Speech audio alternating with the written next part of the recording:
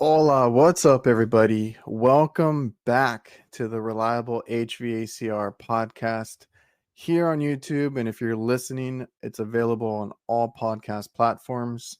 And go check it out. Go subscribe to the channel. Go check out the podcast. Leave a review, 5-star review, hopefully. And I hope you guys are enjoying the episodes. So I appreciate everybody that tunes in, watches these as they go up live. And I really appreciate you guys for watching the episodes, listening to them on the podcast, all that stuff. I just want to say thank you guys for showing up. So I hope you all are having a great start to your week, right? We're Tuesday as of this going up. And seasons are changing. I hope you guys are staying busy, doing great work out there, staying safe, all that good stuff. And hope you all had a great Halloween. If you have kids, your family members, whatever you guys do during the holidays, I hope you all had a good Halloween. So on today's episode, we have another great young guy out there doing some HVAC work. And like a lot of the guests, they fall into this trade and they end up loving it. So he's out there now doing a lot of commercial refrigeration and commercial kitchen stuff. So I think that's really cool, really interesting. He's originally from Haiti, so he has a story to tell, and we're gonna let him do that. So here is Rwoodens, a 23-year-old who has his head on straight, striving to be great and improving all the time. You can find him over on Instagram. I'll leave all his information in the description on the YouTube and the podcast. On Instagram, you can find him as DJ_Woody2. So, go follow him, check him out, and hope you guys enjoy the episode. All right, Rwoodens, what's up, man? How are you doing? Good, good. How about you? I'm doing pretty good. We're staying busy. You're in Florida, aren't you? Yes, sir. I'm in How's the weather over there right now?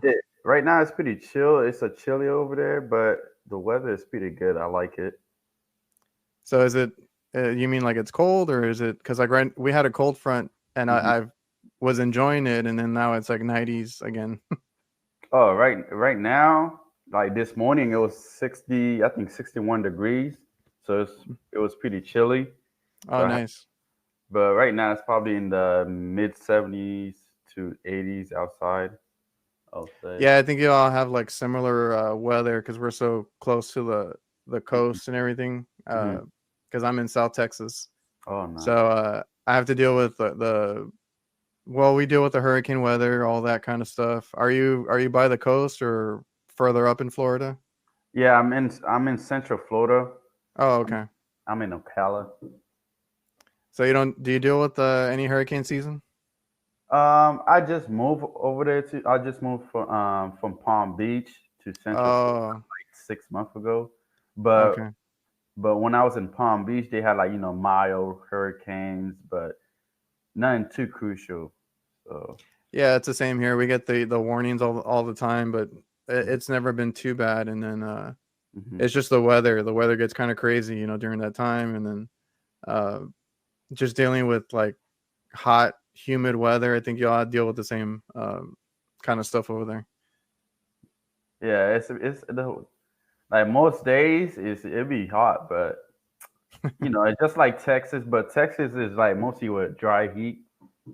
Like it's Up north, where I'm at, because I'm by the coast, by the border down here, and it gets very humid. mhm. We can have like 70% and up humidity. So Wow. I think it's similar to Florida in a Hmm. lot of those areas. Okay, okay. Nice. So do you guys have like since you do HVAC, do you have a slow season right now, or does it stay pretty busy? Do you stay pretty busy during this time where it gets into like fall and winter? Yeah, right. The company I work for, most of the service calls I'll be doing is like hot side. Oh, Um, okay. but they rarely have any HVAC calls. But when I get some HVAC calls, like sometimes I'll do them. But Right now we kind of a little bit slow, but I still try to get my hours in. But Hmm. um, most days, I'll be doing like these service call, and they keep me busy. It's not. That's I'm good. not gonna say it's really slow. It's not like I'm not gonna say like HVAC slow, but it's pretty. It's a tiny bit slow, but still busy enough. Yeah, like with us, because we do so much stuff too. We have the hot side, which is the cooking equipment. My dad, my Hmm. uncle does that side. That side just stays busy Hmm. year round, right? Because Yeah. restaurants, they need their stuff working. And then me and my brother do the HVAC and the refrigeration stuff.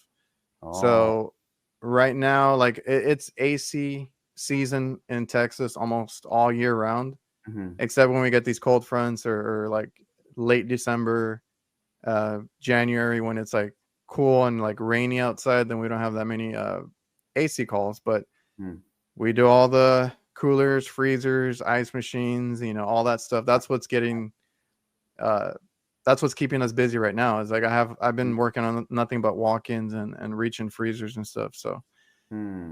there's always work out there. It's just Oh, yeah. I think you got to be very like open to doing different things, Oh, definitely, definitely. like doing the HVAC and the refrigeration or doing Hmm. food service. So do you do a little bit of both? Like what kind of work do you mostly do?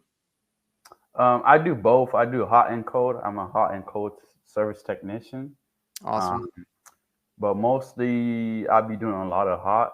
Like I would say on my average day, I would say 80% hot, and the rest is like cold.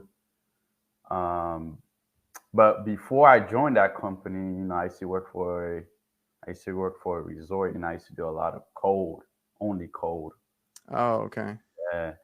But I like hot side. It keep you busy, man. A lot of these kitchen equipment, um, every day is something different, Yeah. and you can't know it all because like cold side you have like a limit, but hot side there's so many equipments, different aspect on them. Yeah, so before you were more into the refrigeration Mhm. type of stuff, did you have experience with the hot side too when you started, or is that something new? Yeah, that's something new. I had to once I joined this company. Um, I had to learn it from some of the technician. I went on training with them, like service Okay. calls. But then I was on training for like a month, I'll say, for hot side. Then they put me by myself, and I've been doing it ever since, man. I really like it, man. I really like it. So you like both sides, being able to do both, Oh and yeah. you don't hate.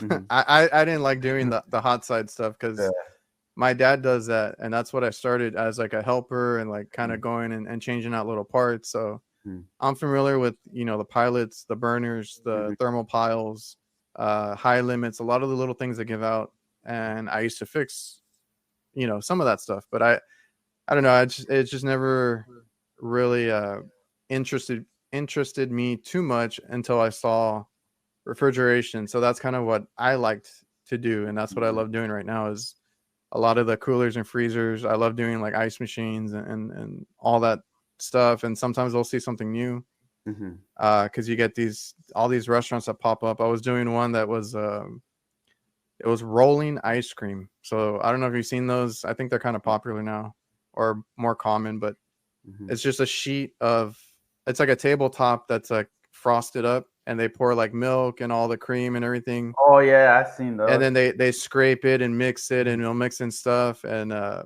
had never seen that before, and they called me out to fix those, and I was like, what is this? So like you're always going to see like different things as you get into the or further in the field, further down in your career, and then just like different manufacturers, different brands kind of do things differently too. Mhm. So like I was really comfortable with Follett ice machines, and then I had to learn like Hoshizaki ice machines, Mhm. and now I see a lot of Manitowoc and Scotsman, and they all work the same, but they have different ways of dropping the ice. Yeah, yeah. Just read the manuals and get your training in. That's it. That's it. So it didn't take you long to pick up the hot side. Like, are you pretty comfortable with it? Yeah, I'm pretty. I would say I'm more comfortable with cold side because this where I came from. Yeah. I love cold side. Like hot side, I like it, but cold side, I love it. Um, but I'm pretty. It depends on the equipment. Every equipment, I work on so many equipments, but Yeah, there's a lot. so yeah, most of the equipments I'll be working on, I'm pretty. I'll say I feel okay. I'm not gonna say it's comfortable like cold side, but I feel okay. Um, And you work on fryers, and have you oh seen yeah, steamers and ovens and all that? yeah. I work on fryers, convection ovens, grills, They steam can they can kettle. get pretty they can get pretty complicated too. And now they have all the computers that do everything. Oh yeah, The little computers on the front of the fryers and stuff. yeah, man. It gets complicated. I'll be you probably seen those rational units. There's rational oven, combi ovens. I'll be Yeah. working on them too. But they get complicated when you see when you start seeing a bunch of weird error codes popped up on the screen, and you got to Oh figure yeah. out what's really going on. You Um, gotta you gotta figure out what's wrong with it, or if even if the computer is acting up. We've had a yeah, lot of computers act up too. yeah, definitely. I have like this. I was at this service call. I think it was 2 days ago for this combi oven rational unit. It was giving me it said the temperature for the IO board is -40 Fahrenheit, and it go back to 340 Fahrenheit, then back to 80 Fahrenheit. Yeah. So I was like, what's going on? The other control boards are perfectly fine. So I'm pretty sure I'm going to replace that control board, the IO board, because it's improper. Yeah, we see those too, like where and not a lot of techs. I mean, around here, I'm pretty sure like everywhere they're not properly trained on that kind of stuff. Mm-hmm. But that stuff is coming out like crazy, like the boards or the control boards or the computers that you see on that hot food side. Mm-hmm. Uh, Here we didn't see a lot of the boards in the walk-in coolers and freezers yet, and then now, like for the past 2 years, that's Hmm. what I've been seeing. A lot of the Russell branded stuff, a lot of the Heatcraft, they all go to boards, right? And the only thing that kind of sucks is when those boards start acting up, and it's like, oh, I gotta order the board, right? I gotta order Mm-hmm. something if it's under warranty, especially you gotta wait for the part, and it really sucks because right now I have a couple of Mm-hmm. freezers that are out, and the little relays on the boards are giving out, and it's not sending the right signal, and it's like, well, there's nothing to really bypass. You got to wait for the board to come back to come in. So that walking will be down for the time being. Yeah, like I have one that I rigged up because the fan, I guess the fan relay on it wasn't working, so my fans never came on. Mm. I ran it several times. I tried to get it to reset and it wouldn't. So I had to put in a basically like a fan delay switch, a mechanical one, like an old school one on the Mm-hmm. side, and I wired the fans up to that in the meantime, so I get power to the fans, and then have them delay and all that. But now the same one, the relay gave out for like the defrost, the heaters and stuff. So I'm like, well, now you can't be without getting a new board, right? They were kind of waiting on it, Mm-hmm. or waiting or holding off, because a lot of these, I don't know if you've ever worked for any restaurant chains. I don't know, like the company you're at right now, do you guys do Mm-hmm. restaurants, or what kind of work do you guys do? Oh, I work on I work at all the restaurants you can probably think Okay. of, and hospitals and everything. Okay, so you're Yeah, like us. Yeah, we do the hospital work too. yeah. And a lot of these restaurants have budgets, even the hospital.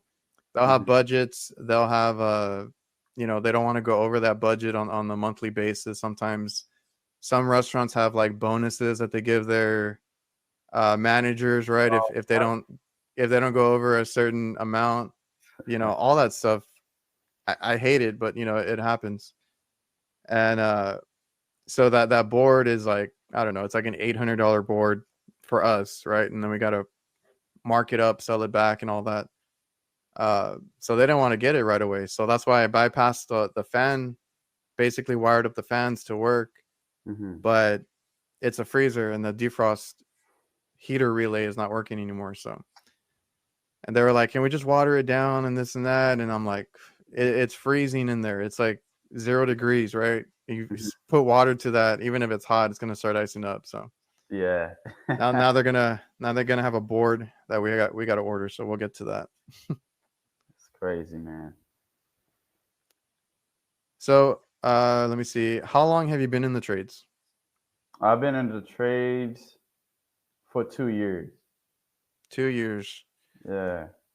And did you go to school for it, or did you learn on the job? I went to school for HVAC.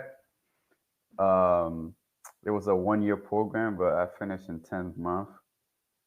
So once I before I finished the trade, I got my first job. At, I got my first AC and refrigeration job. Oh, So before school?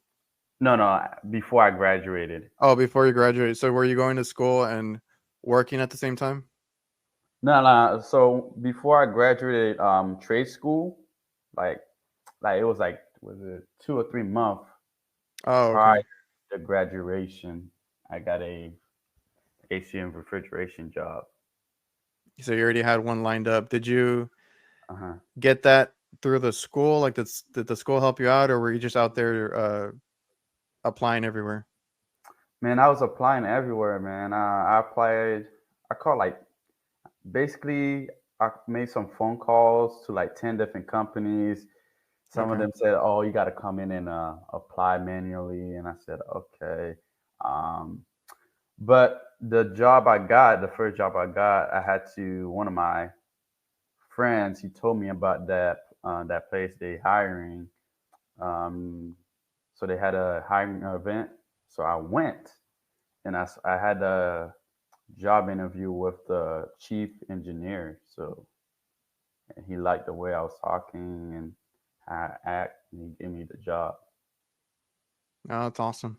Yes, sir. Uh, yeah, like I went to school too. So I Hmm. mean, it's not necessary, but I think it's a good way to get Oh your yeah. basics, learn how to use like the tools that we use out in the field. Hmm. Brazing, right? You're gonna learn brazing and Hmm. all that there. So, uh, how was your school? Like, did you get a lot of experience, like hands on and stuff too? Oh yes, sir. I got a bunch of experience on hands on. Like that the whole classroom had a bunch of different AC units. They had like regular air conditioning, heat pumps. They had some walk-in cooler boxes. Um, a lot of different. They had like compressors in different rooms. So they Yeah, had a lot of different. They had mini split. So there you see a whole bunch of different kind of units, and it just expand your mind when you look at them. So the yeah. perfect That my was oh that my was bad. one of my favorite things, is because we had like the walk-in coolers and freezers Yeah. outside, Hmm. and you had access to everything, like the condensers in the box. They had us checking everything, temperatures, your superheat subcool, like how to hook up your gauges here and there. And then we go inside and they have a bunch of training boards for like AC equipment and reach in coolers and freezers, like the small stuff. Hmm. We didn't have any mini splits, but they had us working on like window units, stuff Oh, like that. So that was really awesome to me. That's what interested me a lot, was being able to actually work on this stuff, right? Because hmm. I think a lot of us in this field are, I don't know, like ADD or something like that. Because like I can't sit still. I can't be in the classroom Hmm. all the time. So like we read about it and then got to go out there, and I thought that was like the best thing, was being able to do all the stuff that you learned, right? Go weigh in the charge, Hmm. go troubleshoot this, go. They would rip the wires out, and we had to rewire some of the stuff. So Hmm. it's a really good to, like I said, get your basics. It's not necessary, you're not going to learn everything because I'm sure there's a lot Hmm. that you have to learn out in the field, Oh um, and it's very different. yeah. Yeah, I agree with you 100%, man. Uh, and then how did you find out, or like what made you get into or look for a school for HVAC? Um, One thing is I didn't really know what I wanted to do with my life. So one day my parents said, "Hey, um, low key, one reason I kind of joined the HVAC trade is because I was working for a AC company as a new construction um, ductwork installer, and that job was really tough, man. I did it for a month. It was terrible, man. So um, I stopped doing that for 1 month, like when I did that, and I didn't know what I want to do with my life. So my parents said, "We're gonna kick you out of the house if you don't go to school." So Yeah, I kind of looked into the military, but I didn't do well on the ASVAB. So I said, okay, I'm stuck now. So, but I said, let me go back to the let me go to Palm Beach State. I wanted to go to a different school, but the school was like $20,000 for the tuition. yeah, So that was outrageous. So I went to Palm Beach State College for HVAC. Man, it's one of the best school in the nation for HVAC. Not in the nation, but in Florida. yeah. I Uh, got you. but yeah, man, I think it was because I didn't want to be behind the desk like these other folks for their career path. I just want to do something with my hands. And I started watching some AC videos, and I kind of like the way people working and working with their hands, and you can make your own money eventually. So there's many routes for this trade. So Oh yeah. I choose this. I choose the path. So that So was the. those AC videos, are you talking about like YouTube or Oh something yeah, like that? yeah, YouTube. Um, I think I started watching a little bit of videos when I was in HVAC school, like HVAC R. I watched you when I was in school, trying to get some experience. Um, yeah, man. I would say the Yeah, main. those are really good to see. Like you said, HVACR videos like Chris Stevens. Yeah. Tito was really good when he did Oh, his because it was like a vlog style, right? Like a day in the hmm. life on the job. Yeah. And those are really good to help you see like those guys that are out in the field, like what it's really like, Hmm. because you won't know until you get out there, right? So I mean, you can always look up something on YouTube now. I didn't have that when I started. uh, there wasn't a lot of there wasn't really YouTube. I don't even think there was Instagram, anything like that when I started like 16 years ago. So Dang. it's really cool to see now all the people online, all the people that help, right? We try to help each other on Hmm. whether it's Instagram, TikTok, YouTube, it's all a good community. So Hmm. I'm glad that helped you because you said you started basically, so you had a little bit of experience on the install side before. No, no, I would say no, no experience. I would say because it was really hard it was really hard to gain experience from the guys I was working with for that install, like new construction install company, Okay. because they were bilingual. They were speaking Spanish, and their English was not that really good. So it was like learning from. It was kind of bad, man. So I didn't like that environment. So, but eventually, when I was in HVAC school, I worked for this small mom and pop AC company. Um, and he teach me a lot. Like he teach me a lot about install and service. I did that for 1 month before I graduated, so that was a Okay. good experience. Well, That that's was good. You're gonna learn a lot, and it's helpful when yeah. you work for somebody that is is very well experienced, but like also can help you or at least explain to you the stuff that they're doing out on the job and stuff. Definitely, definitely. So, where originally are you from? Because I think I heard you on Pat's podcast talk about being from somewhere. Oh, I was born in Haiti. Okay. So yeah, I was born in Haiti. I Were you came here. raised there? Yeah, I came here when I was 6 years old. Okay. Yeah, Did was there any reason you guys moved over, or is just you wanted yeah, to? yeah. My dad was staying here for.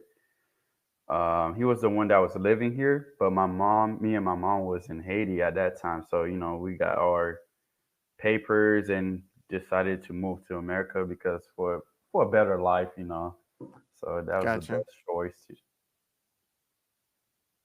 Oh, that's awesome, man. Yeah. Yeah, and I'm glad that you're doing good because I think getting into the trades it's not talked about as much. Hmm. You probably don't know about it when you're like you said you didn't know what you wanted to do. Hmm. Um, but it's a good trade to be in. Good money to make. Good future. Hmm. I'm assuming by what you said you might want to go out on your own at one point. Yeah, I'm still thinking about that. Um, I want to do that. That's one thing I want to do. That's like the Uh, goal, right? yeah, that's my goal. That would be really great because I will have all the skill sets for like commercial kitchen equipment side and refrigeration and AC. So I will know everything, so I can expand my business eventually if I had it. So Yeah, because people ask me about that, and it really depends on you and what you want, like what your yeah. goals are. Hmm. Because when I went to school, there was my teachers. I had several, right? Each one had a different class. Half of them were working like with the school or for the school, like working on the chillers, maintenance, that kind of stuff, and they also taught.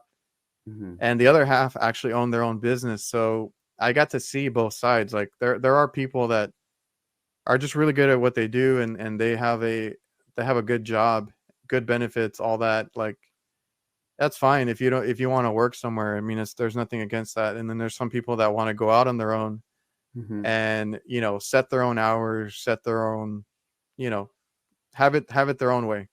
Yeah. There's headaches, there's ups and downs, there's all that kind of stuff. So that's the only thing you have to keep in mind. But like anybody can, if you get into this field Hmm. and get into this trade and you make it, what you want, like you learn as much as you can. Definitely. You get really good at your craft, really good at all the little things, right?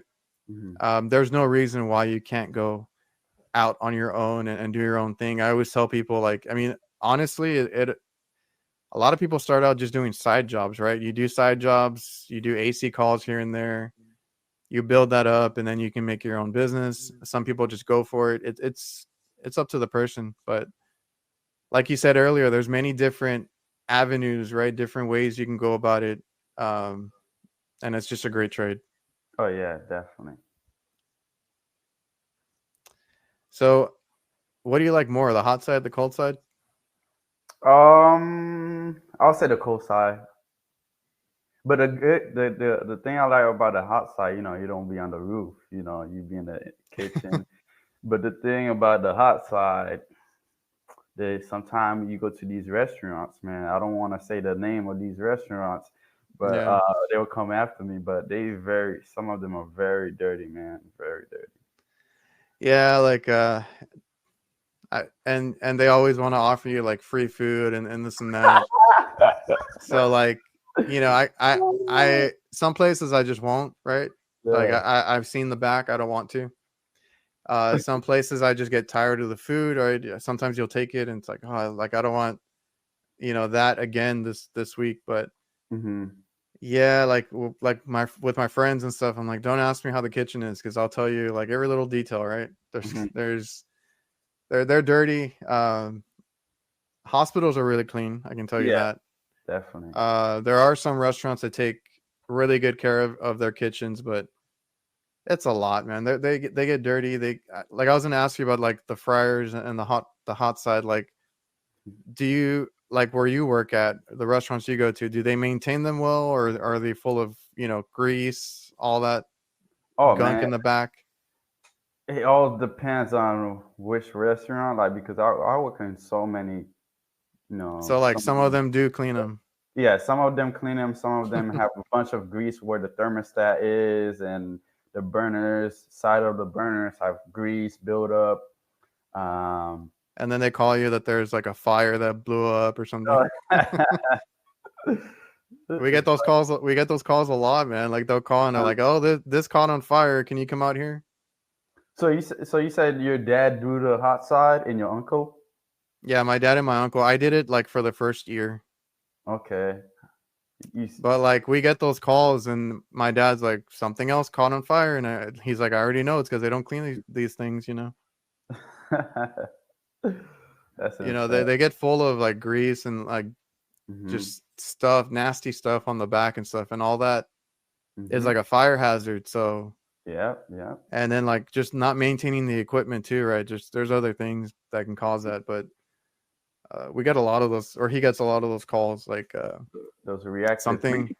something blew up, something caught on fire, Hmm. and that's when they're like, oh crap, right? They have that blow up like right next to them, Hmm. and then they're like, yeah, can you come and clean it, check it out? It's insane, man. It's insane in this kitchen. Yeah, don't even get me started on the ice machines. I don't know. Oh Do they maintain them where you're at? yeah. I don't for the ice machine. I don't service ice machine that much in this company, but when I was Oh, at okay. my previous company, I used to service ice machine a lot. But Do they um, ever clean them? oh nah, man, a bunch of calcium buildup in the evaporator Yeah, and man. Like everywhere. I've been telling them, like you guys need to get on a maintenance, right? Like that's ice. People drink, Oh yeah. all their drinks with ice. Oh, they're nasty. No, not until they get really bad do they call us out there like, oh yeah, can you clean it now? And at that point, it's like a whole day. Yeah, whole day job, man. Whole day cleaning that thing. Those things get really dirty. Hmm. You got to take everything apart to clean them. Oh yeah. So being in the kitchens, so you're on the floor, you're constantly, I'm assuming, being stepped over. Hmm. Uh, how long did it take you to get comfortable with that? Because I hated that when I started. Like, even because I do like I said, I started in the hot side Hmm. helping, but even like some of the coolers and stuff, they're in the kitchen. They keep them like all the under counter stuff, and you gotta lay there in the floor. I always say cardboard is your best friend when you work in the kitchen, Hmm. but you're working under the cooks. Like they get busy, depending on the place. They get busy in the mornings, lunch, like a lot of different times. Man, man, I be feeling comfortable now. The the time I started getting comfortable is probably I would say maybe a couple months, like 2 or 3 months prior. When I started this hot side field. But right now I'm really comfortable getting like dirty because I'll go back of the sometimes I go like inches back of the grill and you know removing the gas line and it's all grease all over my pants. My Yes. some of my work pants, man, is so dirty. My washing machine can't clean them, so I'll probably have to go to a laundromat to clean. Yeah, Um, man, because my dad, like, I don't work in there anymore. And the places that we have now, they mhm. don't really have like a closed kitchen anymore. It's like kind of wide open, like the fast food Oh, places. So it's mhm, not that bad. It's not where I'm like up against the fryers and the grills and stuff. mhm, But I used to do that kind of work. But my dad goes through pants and boots like crazy just because of all that stuff, right? Laying on the floor in mhm. the grease, all that kind of stuff, getting behind the units. It's crazy. Man, it's really bad, man. Hopefully we don't. Hopefully he don't bring a roach home, man. Hopefully, he what? Hopefully he don't bring a roach to his house. Oh, dude. Oh man, like I had there's this one, it's like out, it's not out in the middle of nowhere, but it's very far away. Hmm. And it was for an AC call though. and I was like, why am I not getting a signal? Up to the RTU, right? Hmm. I go to pop off because I was just gonna check the batteries. I went to pop off the AC, the thermostat, Yeah. and I posted a You picture post, like on my I think you post Instagram, that. and I was like, oh crap! Like I think thankfully I was wearing gloves. I threw those Yeah. Mm. away immediately, but like I opened it up and it was just full of like roaches and feces and all that stuff. Like where it was like all brown, like just Mm. I was like, dude, I was like, and then I tell the manager, right, because she's walking by, and she's like, She was just like nods, and she's like, I'm not surprised, and she keeps walking. I'm like, are you kidding me? So that Yes, they're very aware of it, and they they see don't it all the care. time. They just don't. Yeah, Man, it's crazy, man. I would have fired those staff, man. I was like, man, and the only thing I can do is write it up in my notes, right? I'm like, Hmm. I'm not pest control. I'm not the health department. I'm just gonna write it here, and I'm gonna tell them you got an issue. If you want to take care of it, go for it. I think some of these health inspect, like those inspectors that's come in, they get probably a paycheck from passing these restaurants, man. I don't know. And I don't get it. Yeah, some of them are not even worried about it though. Like, yeah, it's whatever, and because they know they're gonna Hmm. pass. I mean, they get a grade, they get points taken off, but like if they pass, they pass, they're fine. Hmm. But I've noticed on some of them, like when there is inspections coming up, because they have those like surprise, I guess, Visit. inspections from the what do you call it? The company themselves, right? Yeah. They have those surprise inspections, and they don't know exactly when, but they know they're coming. So then, like our phone starts ringing like crazy because they want everything, making sure everything's at temp, and that's when they worry, like, oh, this has not been working for a while, but like, can you look at it now? Can you fix it now? It's always during inspections when it gets really crazy. Well, now you got to schedule it in. It's like, I tell them, I'm like, dude, this has been down for a while. Like, I got other calls to get to, but mhm. we'll squeeze you in. Do you get a lot of those inspections that come through and work picks up? There's sometimes I dealt with something like that, like some calls like that, like oh, they be I go to the I go to the car. They're like, I can't get the points, or I need the points or something like that. They be say, oh, I want this to get fixed at this time because on Tuesday the inspector is gonna come in. Yeah. Please, I said I'll tell my office, but you know I'm just a technician. Yeah, it's crazy. They'll have walk-ins that have been like at 40, 41, and they're like, "Oh, Mhm. like now I need it fixed." Do you work on those like those package units, like those package walk-ins, like all that's built into one? Like the ones that are all indoors, cuz I Yeah. have a couple that it's like a walk-in box. Like I'm 5'11", 6 foot.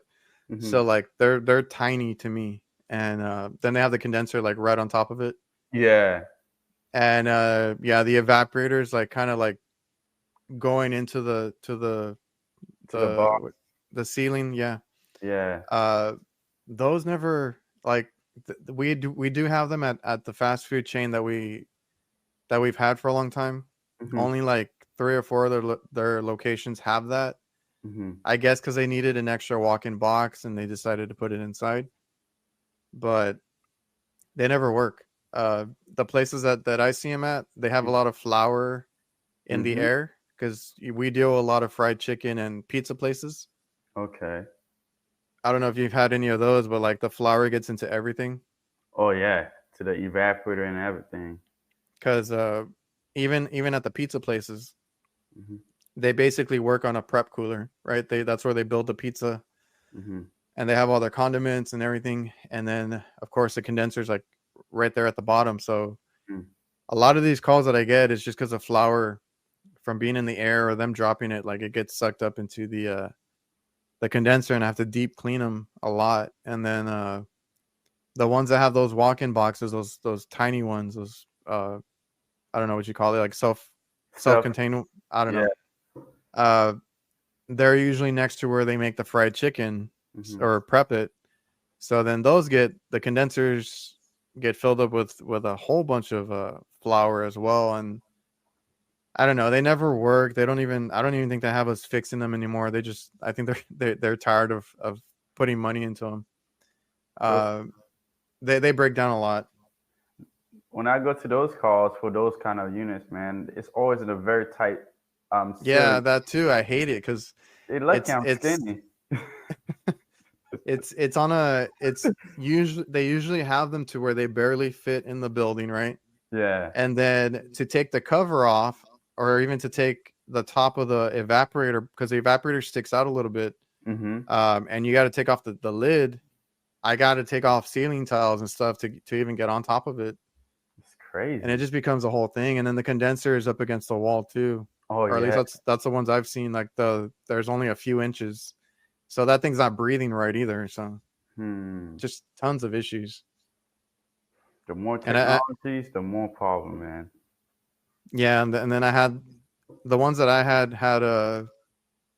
the discharge line would go through the drain pan, Oh you know, yeah. so they would, that's how they got rid of the water. Mm-hmm.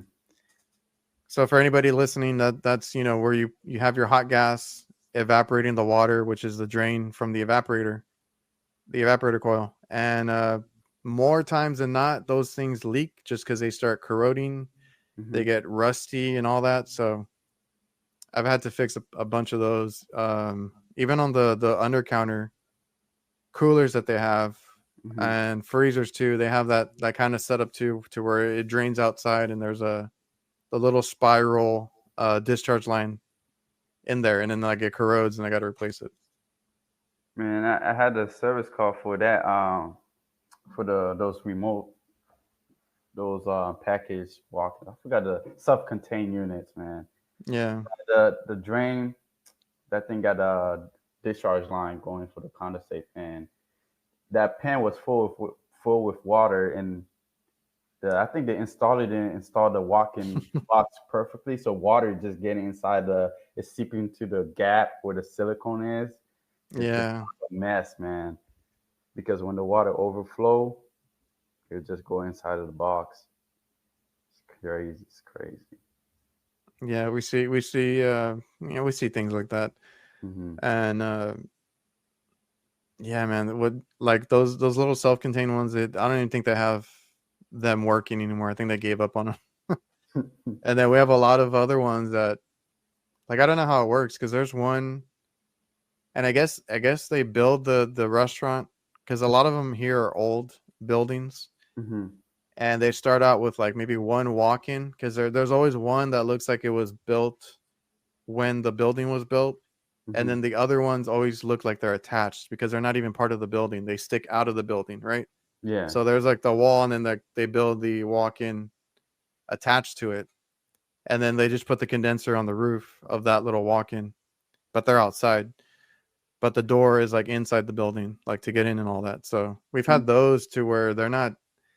I don't know if they weren't installed right, or if they just haven't held up, the wear and tear. Hmm. But you can feel like where it attaches to the building, and you're going to open the door to get into the walk-in. You can feel hot air Hmm. coming from the outside. So I was like, oh, you got to reseal. We got to reseal the part that connects it to the building, because the walk-in is every time you open that door, all the hot air is just going in. Oh And man. we have a freezer that's really bad with that, because it's starting to. That's all hot air going into a freezer is all condensation at Hmm. that point. Hmm. So then your coil starts icing up. You start seeing like icicles on the ceiling. Yeah. A lot of different issues with those, and that freezer. I think it's working right now because I've done so much to try and help them. But I'm like, we need to. They also have the door that is like barely hanging on. Um, Uh, they don't want to fix the door either. I'm like, dude, like I've already done what I could. If you want to call it in, we'll get started on building, because that one needs a new door. I'm hmm. sure you've seen at restaurants the people abuse, these equipment, Oh, plenty of the time. reach-ins, the walk-ins. I'm like, how the hell do you break these things? Plenty of time, man. What brand do you mostly work on for like refrigeration, like beverage air? Have you worked on a Frankie unit before? I don't think so. I've seen a lot of like the hospital that I had or we have has a lot of Continental. I don't know if you've seen those. Okay. I haven't seen those Oh yeah, anymore. I worked on them before. I don't But see them anymore, but they had a lot of those and they had a lot of Charleston hmm units. So I'm very familiar with those two. yeah. And then at the other places, like the we had a place that had nothing but True, hmm at all their locations, and Dell Fields. I see a lot of Dell Fields. Yeah. And right now, all I see is like prep coolers, and those are another. That's a whole Oh other thing too. Because have you worked on the prep coolers, the ones that have like the condiments on top and then the yeah. I worked on doors the on the bottom? yeah. I work on those a lot, man. Um, I work on the Randell prep coolers. Oh yeah, the Randells. Yes, Yeah. Randell, man. I get a lot of calls on those too because and sometimes it's not the equipment. It's like either the way they're using it, hmm or you have to take into consideration the also the AC. Because I Mm. have a lot of these that are in hot kitchens, and they Yep. put them right next to the ovens and stuff. Like there's a pizza oven like right in front of it, hmm and then like if that exhaust and makeup air, because there's a makeup air and exhaust system, right? That kind of keeps that heat from coming out to hit the coolers, and it hmm keeps it like contained. I don't know if you guys work with exhaust systems. Yeah, Are I you work, familiar with those? yeah, I worked on an exhaust system, but we don't have exhaust system service calls. But I worked on exhaust system in my old job. Yeah, because like the ones that we have right now, since they have like pizza ovens, like we have two different chains that do that. hmm The pizza oven will be in the middle of the building, but it'll be like right next to or right in front of the prep coolers. hmm So you have an exhaust on the roof with a makeup air unit, hmm and that kind of creates like a curtain, right? It's bringing air in, fresh air in, hmm and then taking out, whatever comes out of that oven, and it kind of creates that barrier so that the heat doesn't go to the cooler that's right in front of it. So a lot of times like their exhaust systems are not working, right?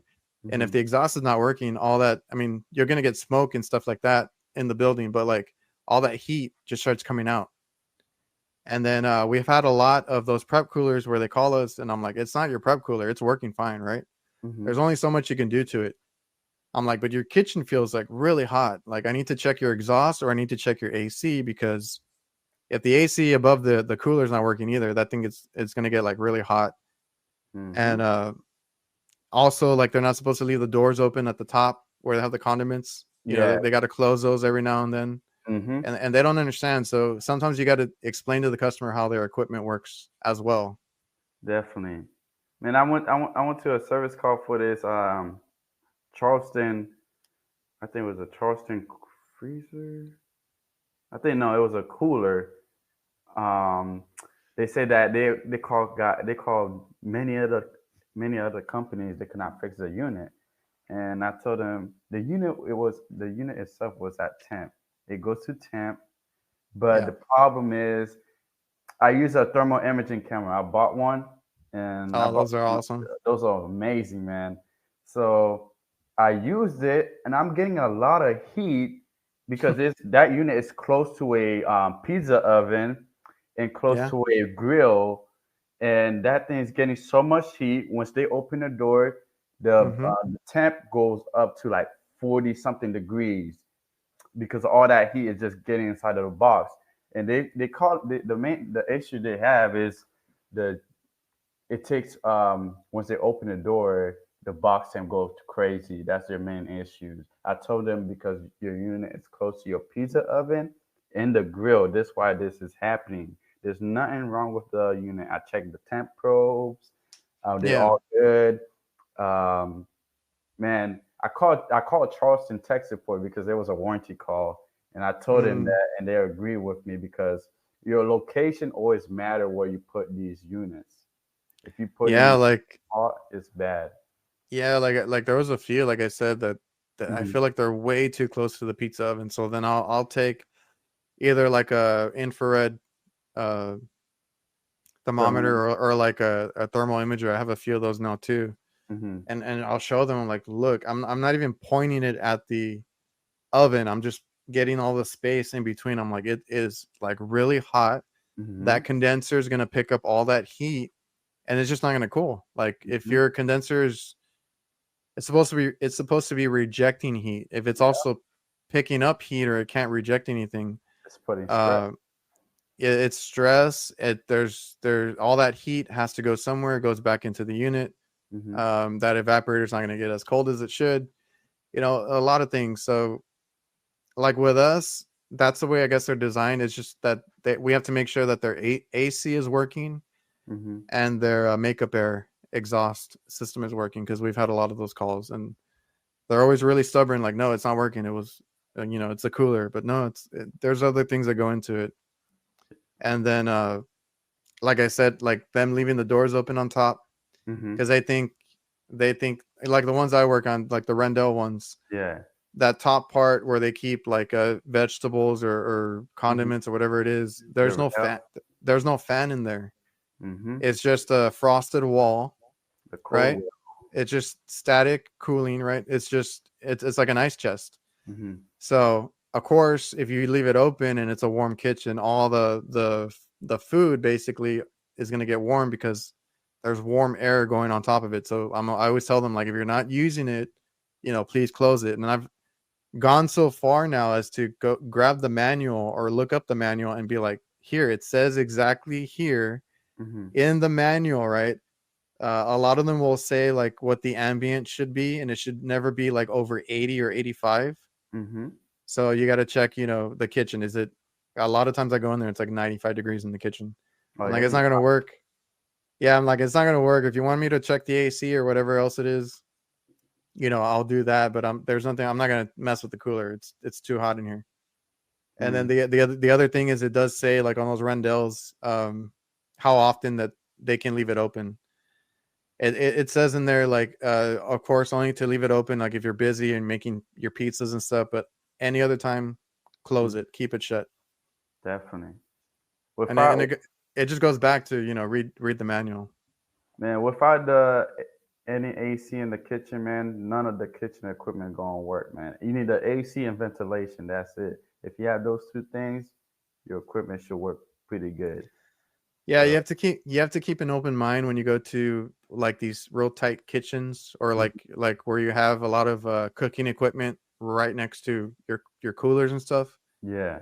Um, a lot of it is just the ambient, like Mhm. your AC, your exhaust, and because that used to throw me off when I started. Right, Mhm. I'm like everything looks good, but I can't reach temp, and I never used to think to check like the AC or the ambient, Mhm. or anything like that. So now that's the first thing I check. Like, is it Yeah. is it hot in here? Are the vents throwing air?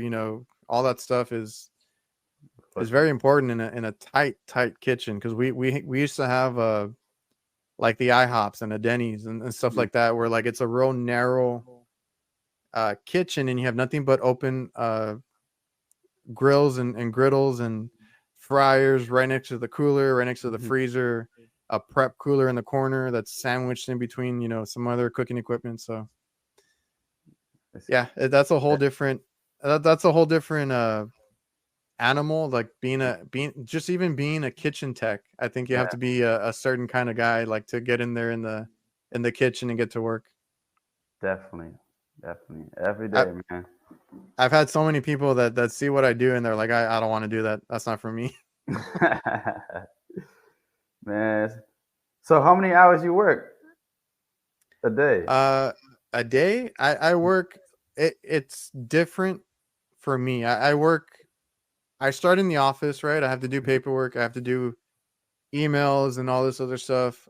Catch up on different things, and then I go out into the field or I get away with that now because we don't really have any customers that open before 10:30 anymore. Mm-hmm. So all the fast food chains that we do, except for the hospital, of course, they open at 10:30. So I've asked them like, what's the earliest you guys get here when I need to go in early? They don't get there till like 9:30 or something like that. So I don't really have anywhere to go early in the morning.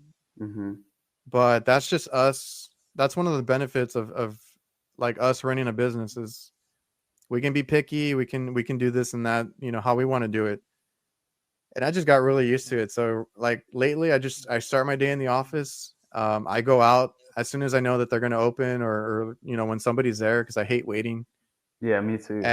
And I start my day there. And then like now that my son goes to school, Mhm.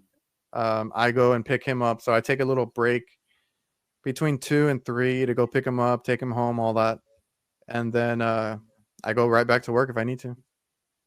Hmm. You see, your life, your working, your work life balance is good, man.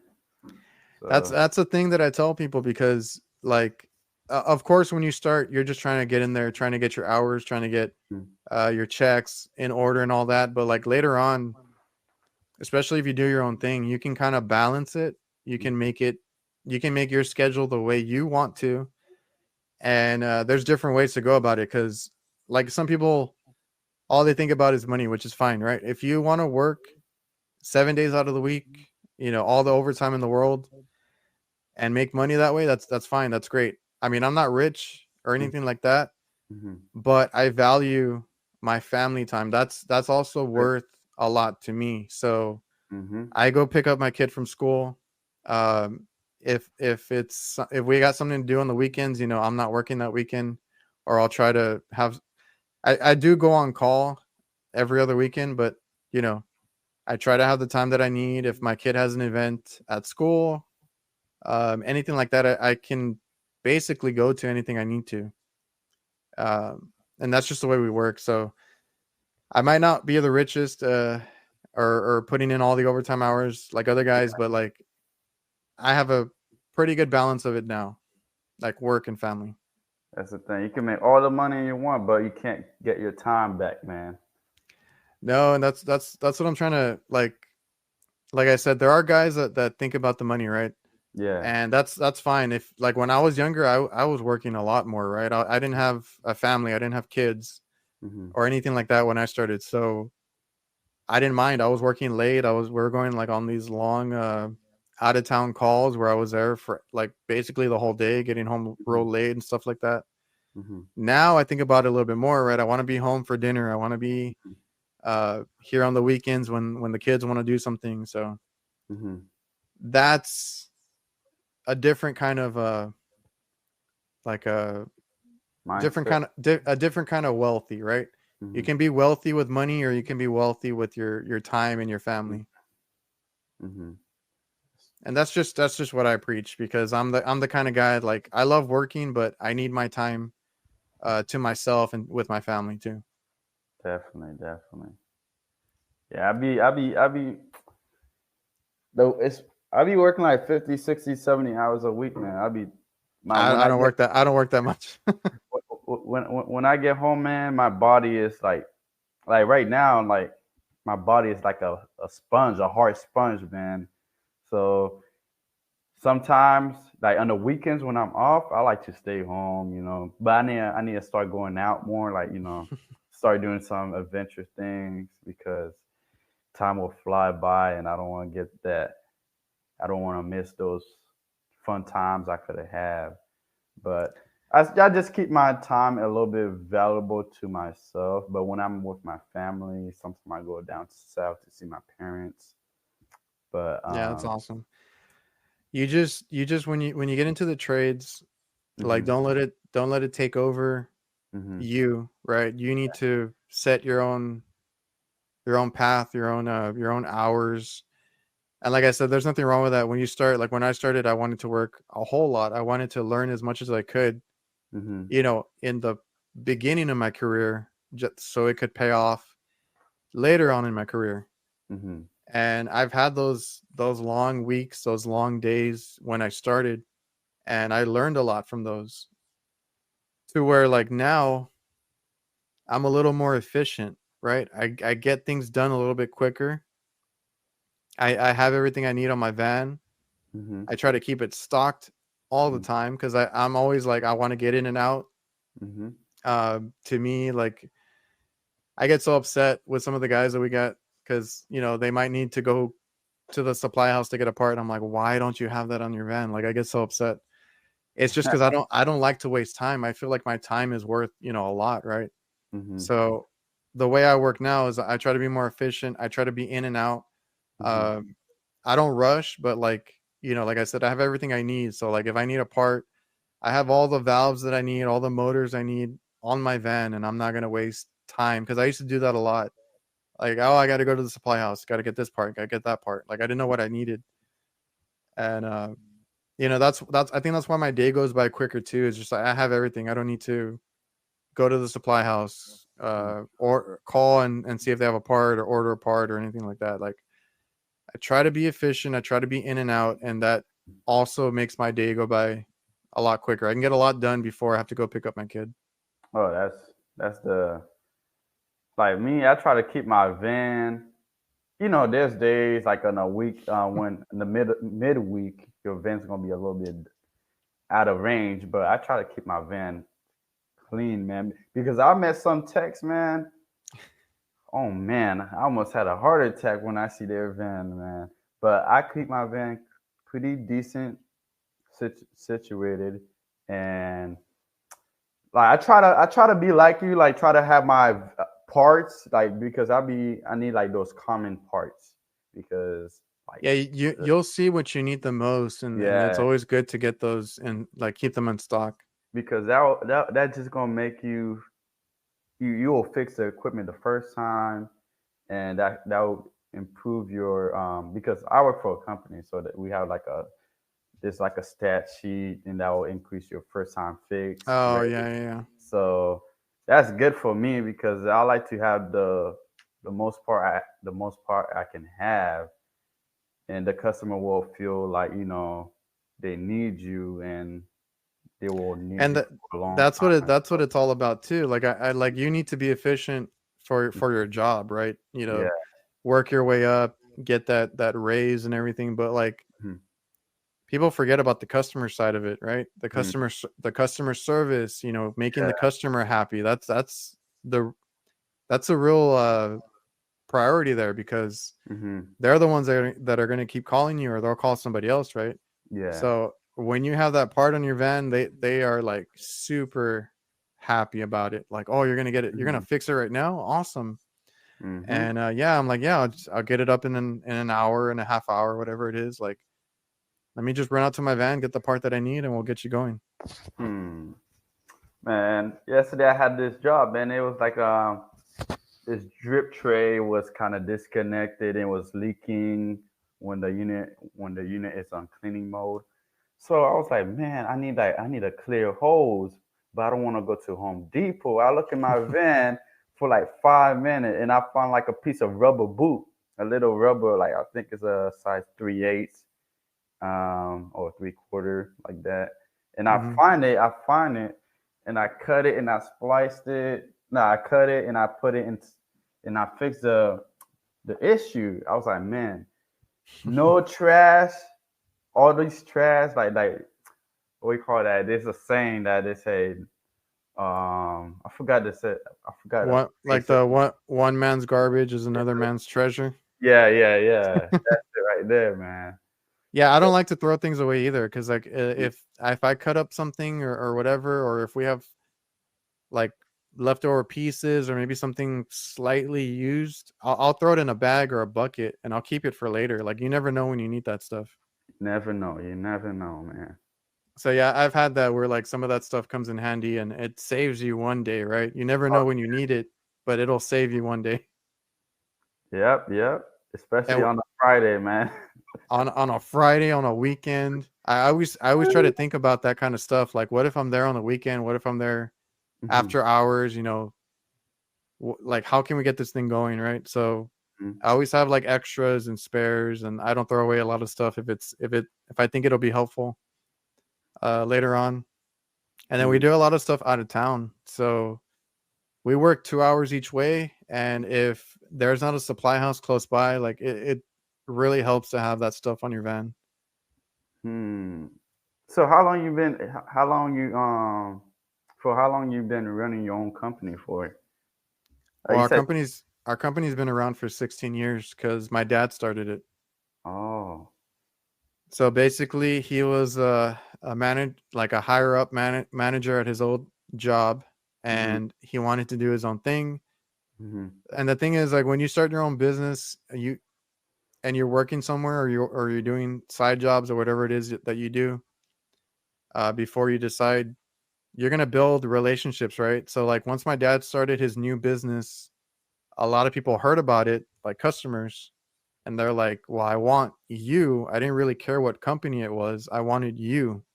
Mhm. So when he started his own business, he had people calling him up like, "Oh, are you on your own now? We need you, servicing our equipment." So Mhm.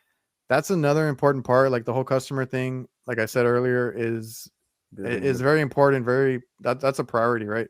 Mhm. When the customers really like you as a tech, they request you, or they're real nice to you when you go, and you can build that relationship. Mhm. That'll help you a lot. Mhm. And there's been a bunch of times where we are super nice, super friendly to these cooks or other people that are there. And later on, guess what? They're managers, right?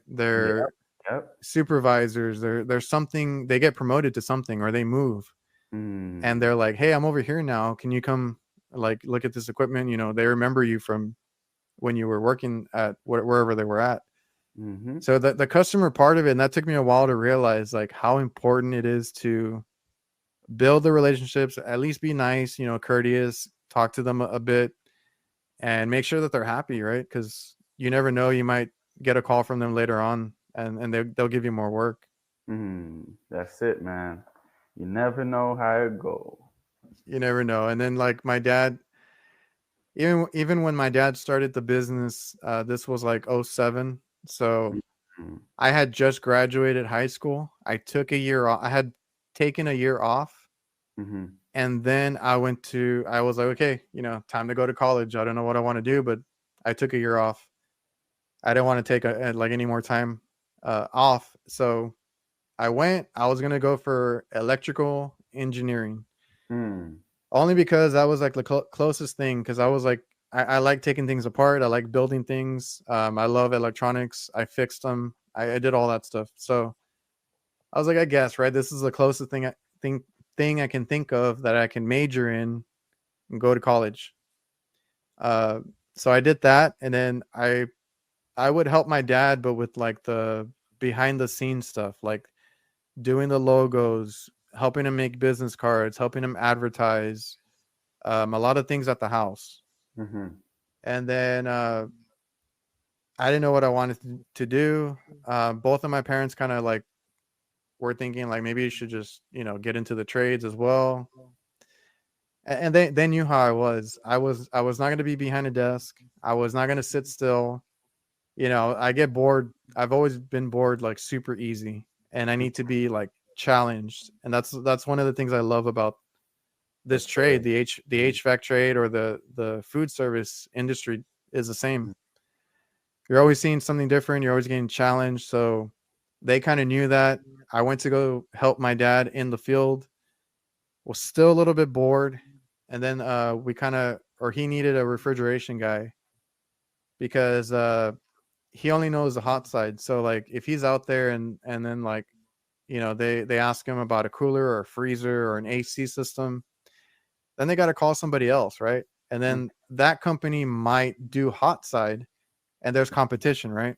Yep. Yep. So my dad's like, hey, if you want to get into the trades, HVAC is a good one, and I need a refrigeration guy and this and that. So Mhm. switched my major over to HVAC because the school here was offering it, and I loved it. So it was just something my dad needed to be competitive because a lot of the companies here do hot and cold.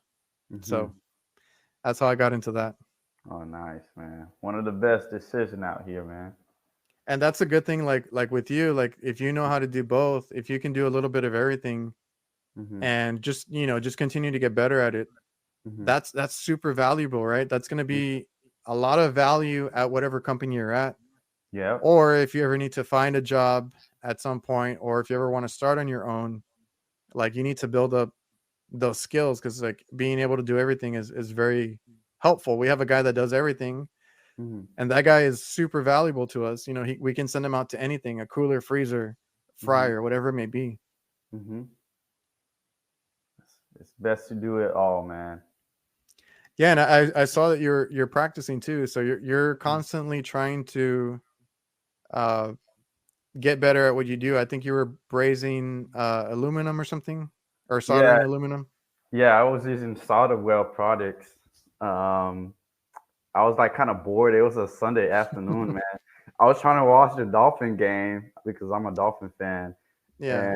and I don't have no cable, so I was like, damn, I can't watch it in Paramount or whatever streaming device it is.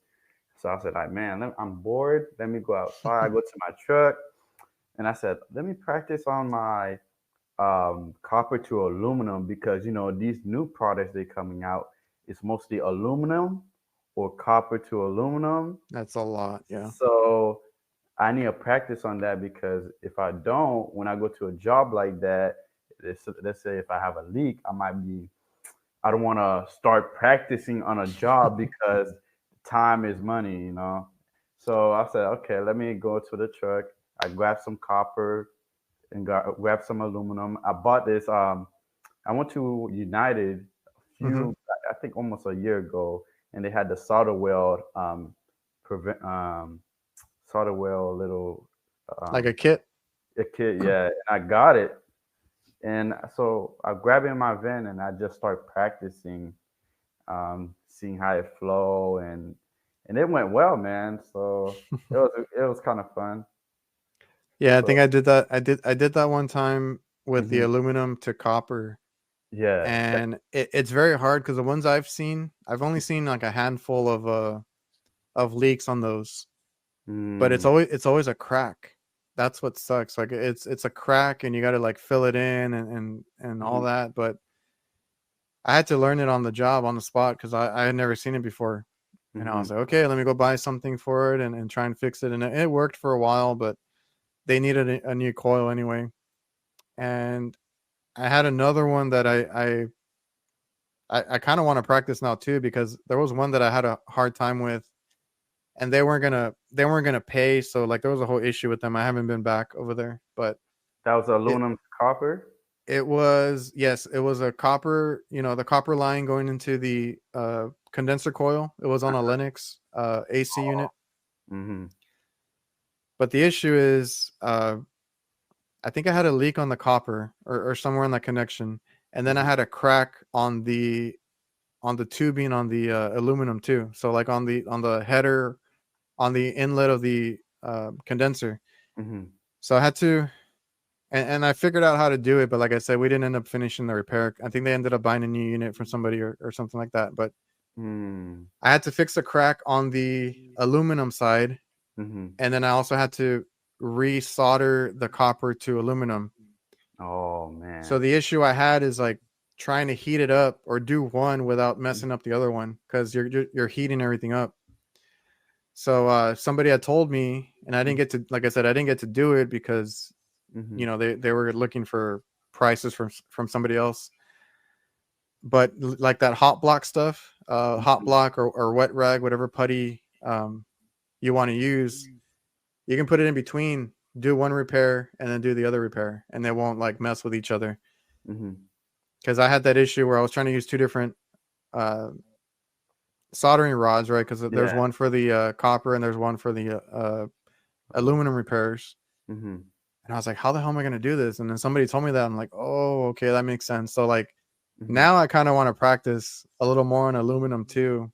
And then I saw your post, Yeah. and I was like, man, I need to get on that, because like aluminum is everywhere, right? It's in Oh the yeah, condenser. It's in the condenser coil. I'm starting to see it in the evaporator coil man. too. Mhm. All these micro channels.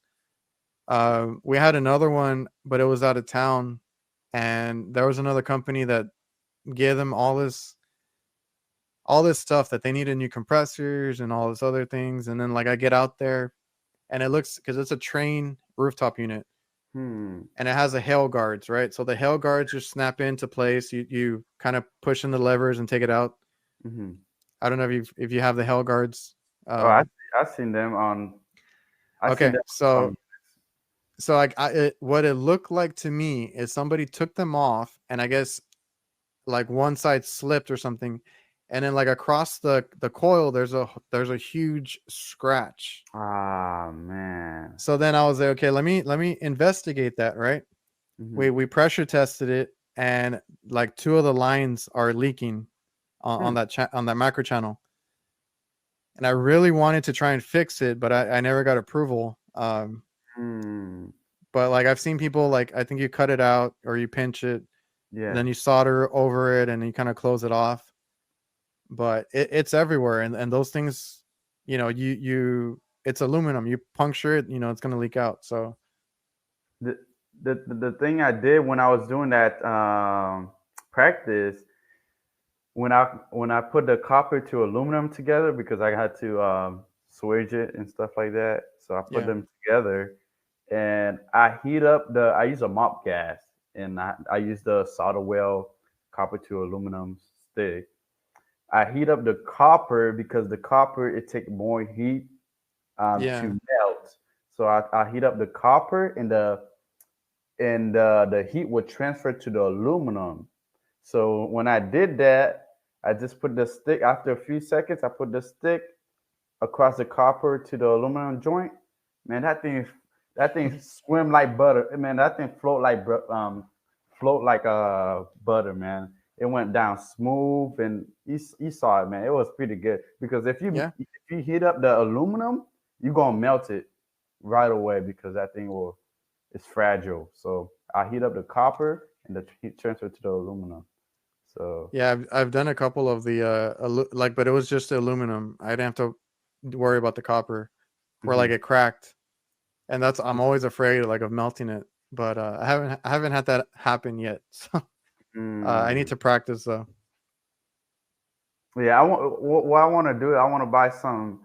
I'm thinking about buying some units on like Facebook Marketplace that's not working, like some cooler that's not working or freezer, and just on a Saturday or something like that, I'll probably start working on them and find out what's the problem. Yeah, So that would be nice. That would be like yeah, a fun man. I mean, project. yeah, man. Like practice is good if you can get practice in. Hmm. That's really good. Or like for anybody watching or listening, like if you guys have a part that failed or whatever, I like to test the new part and the old part, right? Like if it's a contactor, Hmm. you're checking ohms or something, resistance or anything that fails, compare it to the new one, right? How Hmm. does the new one look? How does the new one work? And then how did the old one, like what happened to it? Why did it fail? The more you know, the better. So it's always good I like to keep the old parts sometimes and look at them after work, Hmm. see if I can figure out what happened. A lot of these like the boards, if you look at the back, sometimes you'll see where it burnt out or what happened to it. Hmm. And I mean that's what it's all about, right? Getting better, but you're gonna get better in your spare time too. If you have free Yeah. time, go on YouTube. There's no excuse. Go on YouTube, go on Instagram, even TikTok now has stuff Mm. on HVAC. Read some manuals, go look up some stuff. Just if you know how something works, that's gonna help you a long way. That's where the school helped me, is like I knew how expansion valves are supposed to work. I knew how these other components are supposed to work, and if I go out into the field and it's not doing what it's supposed to, then I kind of know a little bit of what to look for, and that kind of stuff. Definitely. Have you been replaying those electronic expansion valve yet? Have I what? Have you repaired those? Have you replaced any of those electronic expansion valve? Have they went Yeah, dead on you? but I can tell you they rarely fail. Have you had any fail on you? Nah, nah. Just like I really haven't. For TXV, I really haven't. I replaced one TXV because I had to do it. Hmm. But TXV, I haven't really changed TXV. I mostly changed those cap tube. Those cap tube are like notorious because when Yeah, you have a dirty condenser, the oil will start boiling inside of the unit, and it can plug up the capillary tube and stuff like that. So, Yeah, we used to have a lot of capillary tube equipment hmm to where I already knew, right, if it starts, if it has the proper charge and then like you see that icing up, like yeah. going into the evaporator, it's like, okay, we got a restriction. hmm What I used to do, I try to replace them now, but what I used to do is I used to just go in there and cut off the tip, because usually like the tip was just clogged up, hmm and then I would get away with it. But then like I was like, like a couple times that didn't work, so then I started replacing the whole thing. hmm But as far as the EEVs, they rarely give out. I know they're electronic and all that. The only time I replaced them was because the manufacturer told me to, because they thought it wasn't working. We went through the steps, and I told them I've already checked everything, hmm and this is what I found. Now I don't know, because everything's controlled by the board. So in a test mode for these IntelliGen from Heatcraft, hmm that's the only way you can check if it's supposed to do what it's supposed to do, right? And you're only checking for like the voltage, like the DC voltage, hmm um, and then like the signals it sends out. Because on the EEV, it's just sending the signal on it. It'll step it up or step it down. Got a transducer. Yeah. So when I did a test mode, everything tested tested fine. Everything I did, everything I could do. I couldn't test it. I don't remember why, but I couldn't test it when it was plugged in. Like I had to keep it unplugged and check the signal and all that. And then I told my manufacturer, and that's how they wanted me to check it too. And they sent me the EEV. Changed it out. It did the same exact thing. It would not open. Hmm. So then I'm like, you know what? Send me the board. We're probably having an issue where like when it calls for cooling, we're not getting a signal or something. Sure enough, it was a board. I've already had like two or three of those, where the board just stops sending a signal during cooling. So Hmm. either they'll get stuck open or stuck closed. I've never seen an EEV give out yet, hmm and from what I've been told, they never really give out. Just like with the TXV, like you see on the ACs, like people Yeah. always say it's never the TXV, right? Yeah. So the only times I change the TXVs out on like older systems is like when it's a really small one where you can't take off the power head, hmm because sometimes the power head gives out and you got to change out the whole thing. Or like I've had some that break on me to where I'm trying to adjust it on the stem, hmm and it just like it free flows. It just rotates and rotates. It never stops. What? So Dang. I've had two of those already that I can't adjust anything, and it's just like my superheat's off or something, Hmm. and I need to open it a little bit more or something, and I can't move it because it like the little stem somehow broke inside. Hmm. So those are the only ones I've had to replace. I've never had one that just completely failed. Okay, that's good. As Hopefully, long as you don't clog them up, because that's Mhm. the other thing, right? Yeah. Like make sure you use the nitrogen when you braise and all that kind of stuff. Uh, because the only other thing that could happen on those is they get plugged up, either the screen or whatever is inside, whatever kind you Mhm. have. Because yeah, I mean, people used to get away with that. I think people still try to, but try to do the best practices. Use your nitrogen Mhm. and protect those valves, and you'll be fine. Oh yeah, definitely. Especially when it comes to cap tube, you definitely got to flow nitrogen. Man, those things will plug up real quick. Ah. I used to have a lot of those calls. Like I said, I used to do a lot of the trues. A lot of Oh. those Mhm. were just cap tubes. I replaced a lot of those. Man, yeah, you should the fun unit you should work on is the Frankie units, man. I don't think I've seen those. I need to look those up. They in McDonald's, Wendy's. Like I had to work on this convertible Frankie cooler slash freezer, man. I had to replace the evaporator. That thing was deep inside, so I take out the whole, basically that whole back panel, the back of the unit. I Hmm. dropped the whole back of the. I had to drop the condenser, I think remove the condenser and the evaporator, and you can stick your head inside the unit and you can see the daylight. So I had to. That was the only way I can remove the evaporator, and it was pretty. When I did that, that was the best thing I did because if I didn't do that, man, I was gonna cry. Yeah, man. Like what I always tell people is Hmm. like it's hard to believe, but the smaller the equipment, the harder it is to work on. Like Hmm. all the reach-ins that I used to work on, like I still work on, like I said, the prep coolers, but like I used to work on a lot of Charleston, a lot of True, and I just feel like the smaller the equipment, the harder it is to work on because you have less room. And Hmm. if you're gonna go replace an evaporator coil or something like that, I've done a few of those, and I still do them every now and then, because a lot of the places that I work at, they in the coolers, like even on the walk-ins, they have a lot of onions, a lot of veggies, a lot of acid type Oh, of products, hmm. and it'll eat the evaporator. So I've replaced a ton of those, like reaching coils and stuff, and they're always the worst. Like a walk-in cooler, you have all the space in the world, right? Yep, yep. And a reach in, it's like you're kind of bending your body, twisting in there, or trying to stick your head where you can see, and then brazing, right? Trying to braze in tight spots. Mhm. It's hard, but it's a challenge. That's it, man. It just gets you better though. Oh yeah. Like you said, like you want to cry sometimes, right? You get really frustrated, but like at the end of the day, you're better about it.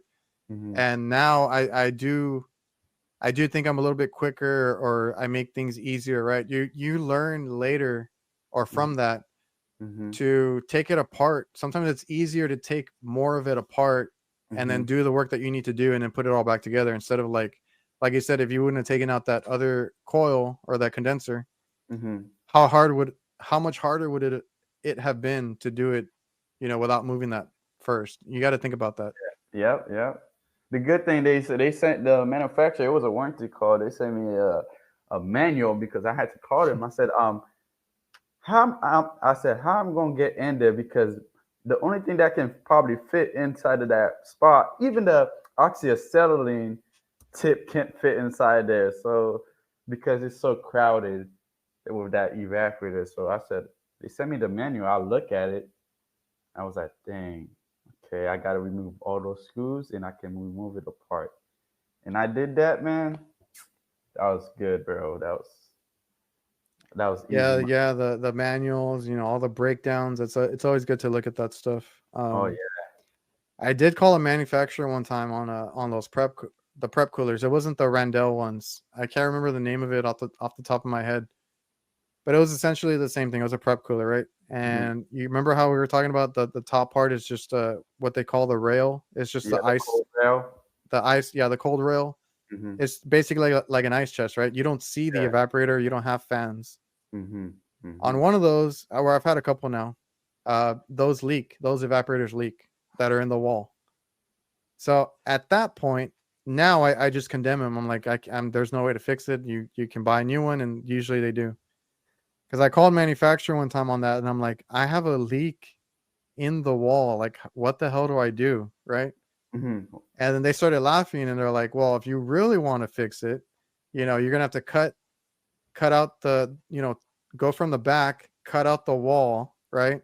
Hmm. And that's if I even know where the leak is, right? My leak detector goes off, but like you can only stick it in the where the suction line comes out. Hmm. That thing runs all across the prep cooler, right? So I don't know where the hell the leak is to begin with. So they're like, yeah, you can cut it out, find the leak, patch it up, and then like basically build the back wall up again, right? Insulate it, put stainless steel back up and all that. I'm like, hell no. I So I was. was like, Go what was ahead. Go that? ahead. Go ahead. No, I just told the customer, I was like, this is what they told me, Hmm. and it's not repairable. So if you guys, and I felt bad for that one, that first one, because all of those, it was a fancy kind of restaurant, kind of like an Olive Garden, but it was like some called something else. Hmm. And they had a lot of these prep coolers, but they were up on a little step, right? So they were a little bit higher on the Hmm. floor, Hmm. and they were built into the wall, right? They were like Oh, sealed, oh man. and everything. And I was like, we're gonna have to rip out your wall and all this other stuff, even to replace it. I was like, it's a Shit. so they left it. I think they left it condemned because they could still run the bottom or something like that. Mm. We just turned off the solenoid that fed the top part, and That's yeah, I don't think they fixed it. That's a good thing about those Coldwell those display case, the display units. They have some of them have two controls, one for the Yeah. base and one for the Coldwell. But some of them are just built into one. If it goes down, oh man. But yesterday I had this job for this forgot the name of that company, but it was for Burger King, man. It was a warranty call, and it was the unit that Coldwell. The pressure was an R290. The pressure was like 1 psi and 125 on the high, 130 on the high side.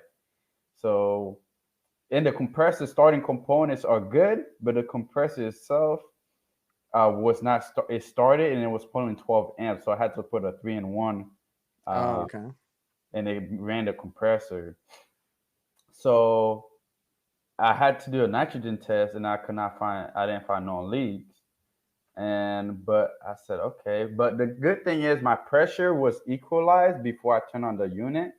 So Hmm. so I'm saying it's probably no leaks at all, because usually if your pressure is not equalized, like if you have 50 psi on the low and 30 on the high, then you definitely got a leak.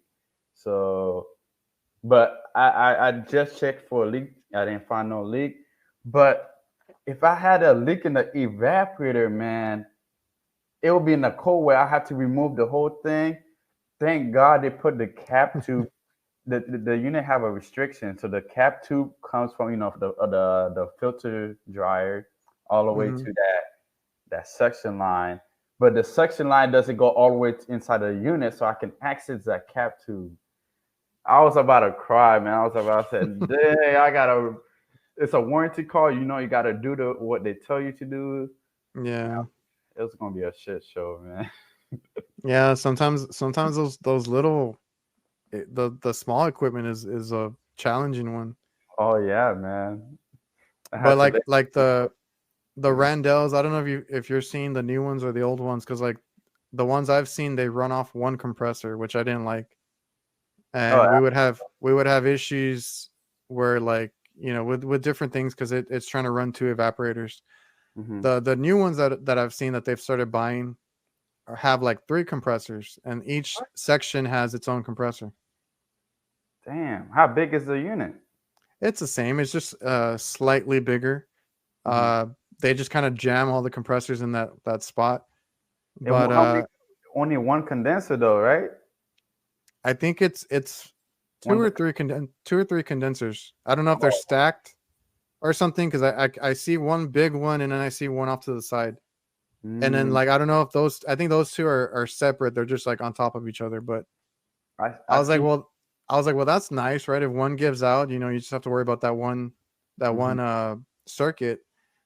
Because before, like we're running one compressor for basically three evaporators. Because there's also that middle section where the food falls, right? If they're making the pizzas, all the stuff that falls over, there's another evaporator there too. Mm-hmm. I seen the two-stage compressed, like two-stage units for those Deerfield Victory. Oh, Deerfield is really? no, not Deerfield. Beverage Air. Oh, yeah. Beverage Air acquired Victory. So, but yeah, man, they have two compressors, and two evaporators on those units. Yeah, I like when they do that because it makes it easier. Because I like when I saw that, I was like, awesome, three compressors. I could just have to worry about the one that went out. That's that's that will help us out, man. Yeah, I started seeing those and I thought that was great. So, I all want right, to man. see that. Yeah, all right, man. We're at an hour and a half.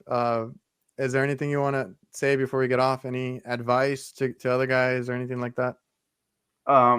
Just like for the new guys in the field, always like what you've been saying on your videos. Like if you removing parts, you got to take pictures before you remove the Oh yeah. part, because sometimes your head might be thinking about, oh shoot, I forgot to call somebody, and oh, you'd be like, oh, nah, you messed up the wiring. Now you gotta read the schematic, but and the schematic might not be there, and it's just a whole different crazy mess.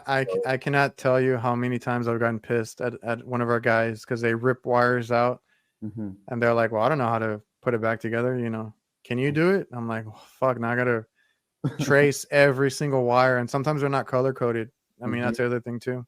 hmm so yeah, just take your just be patient when you're doing a work. I know some companies like they will try to rush you. Hey, you got to finish this at a certain time. Just be patient. If you be patient, you'll solve the problem. So um, always, the number one thing is for new guys that's joining the field. Always ask the customer a question of, Oh hey, yeah. like if they say the unit is not cooling, tell them how long the unit not been cooling for. Um like ask for any signs. What were you thinking? What happened, and but just give ask them question, because that's gonna help you out. So if you don't ask question, it could be a whole different story, and that's gonna waste your time. So always ask question. That's what I always do when I go to service calls. So Yeah, man, that's a great one. I think you can apply that to any side of mhm. HVAC, even with homeowners and stuff like that.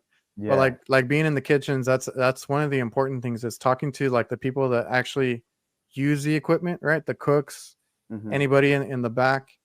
hmm Hey, like how long did it just I always tell them like, did it just give out today, or have you been having issues with it before? What is it doing exactly? Or, show me if it's like a something that they're cooking with, show me what it's doing.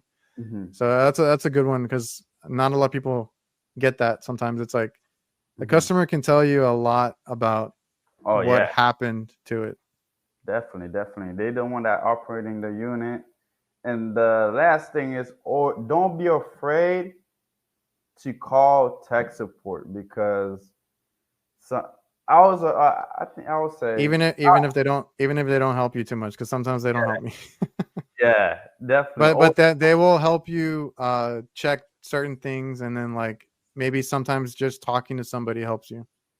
definitely. Like I mostly like if I'm dealing with a situation on a unit, I will call tech support instead of another tech, because I'd rather feel dumb with the tech support, because they know the equipment better than the regular techs at your company.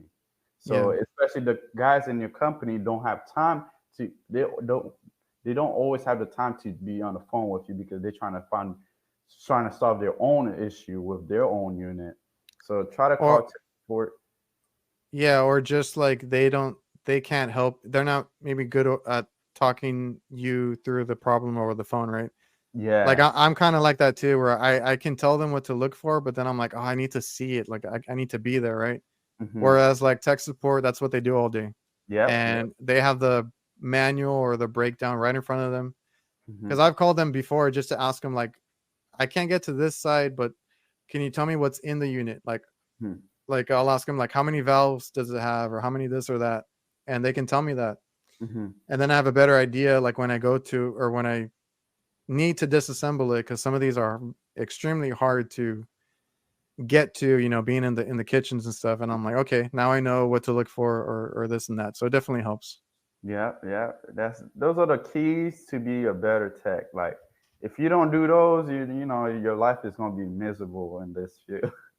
Yeah, man, because this field you get frustrated, sometimes you don't feel like you want to do this. hmm There's rough days, but like at the end of the day, like it's a very rewarding hmm trade. It's a very good hmm one for your future. Your you know the pay is great. If you work your way up, hmm so you just got to deal with those bad times, and hmm how you deal with those and how you get better is what'll determine how far you get.